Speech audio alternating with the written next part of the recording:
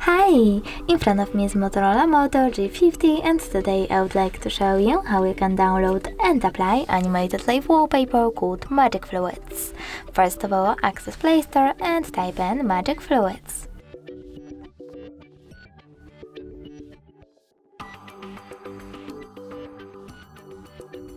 Then you need to download free version of this app from this developer and open it.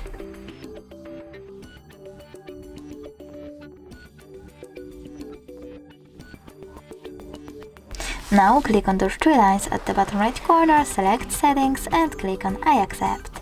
Then adjust wallpaper settings however you wish to. And when you're ready, click at the top right corner and bottom one again. But this time select Save Wallpaper, choose Set Wallpaper and select one of those options. I want to apply mine to home screen only, so I have to tap on it and simply go back. As you can see, wallpaper on my Motorola has changed.